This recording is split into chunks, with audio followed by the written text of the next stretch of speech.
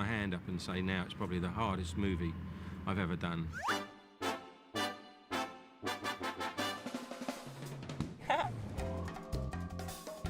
I work with the director and the producers to help design and develop and figure out all of the visual effects that are going to take place on the movie.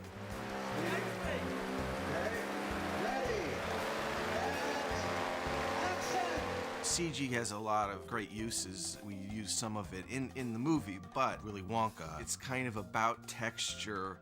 You know, it was important for us to build the sets, make a real chocolate river, make a real chocolate waterfall. To have as much real things for them to react to, I think, was really important. If you're in one of those green screen rooms for too long, you start to go kind of nuts after a while.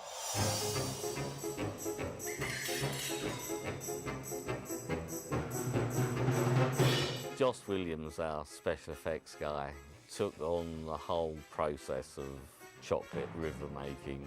We had to prove to the studio that we could do a believable physical chocolate rather than go down the road of CG, which many times I wish we'd had when we were having problems with it. Joss took various thickening agents and colorants and started making a selection of things for Tim to look at.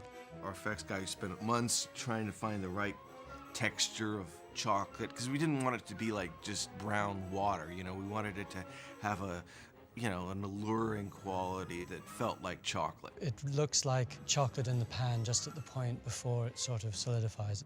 What was amazing for me, coming around it very early on, I'd see Joss with a bucket and these weird mixtures of like chocolate and all this stuff, and trying to get the right consistency and how long would it last and what would it move like. I come back a couple months later and the bucket has turned into, like, you know, these huge vats. Suddenly, you know, there are millions of liters of this chocolate flowing. We made a batch first, made 50,000 gallons, dumped it in, or slowly dumped it in here. I think we filled the place in 5 days. It's not cheap, you know, it's £1.20 a gallon. Mind you, you can have it all when we've finished.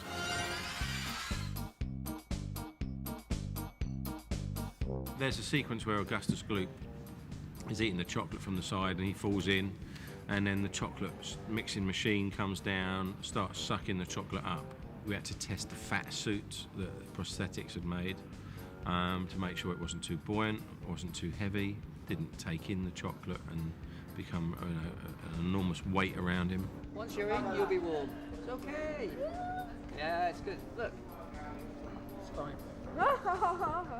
When you do go in there and you get it in your ears, you can't hear anything. It's not like water going in your ears and then running out, but you can't hear anything. So it's a little bit disorientating. If you can't shoot it for real, then we've resorted to creating CG. One of the main challenges was the White Tunnel ride, for example, where the characters go down this tunnel that's full of a chocolate river. In the chocolate room, the set, there was a real chocolate river. But this whole world of the White Tunnel Rapids ride is completely CG. So that was a huge effort to make this chocolate flow through this river. It's called the White Tunnel Ride, and it is a ride on a boat. The chocolate river is entirely CG throughout. The environment is CG.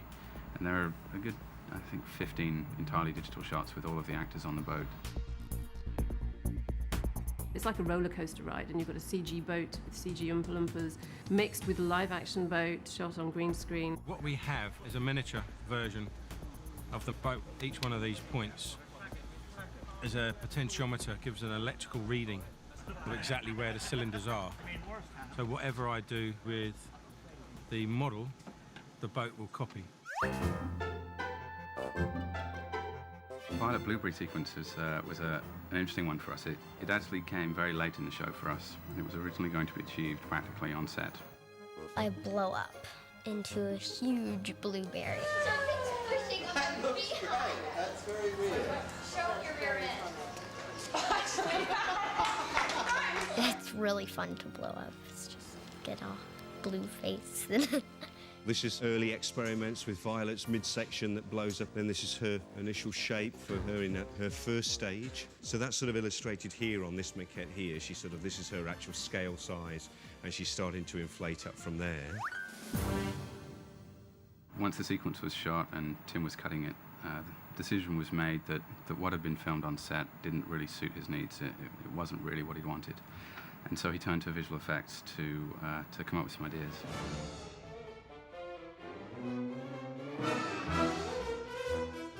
Created a whole CG body for her that we then animated her through her whole swelling process, the whole process of her changing color, her face swelling up, and then her growing into this giant 10-foot blueberry. Technically extremely challenging work, you know, a digital character, full screen, intercutting with live action of the same girl and then cutting directly to CG.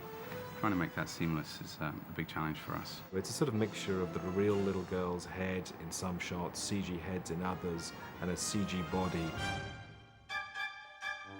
From my perspective, what's interesting about the work is the diversity of it all. It's that there are many different sequences, all with very different challenges.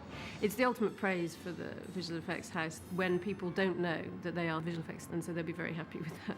At the end of the day, all we want is for Tim to be happy. We want to give him the shots he wants in the most trouble-free, quick, painless way possible.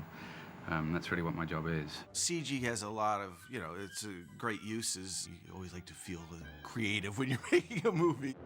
It helps to have that foundation, but then let your own imagination go off.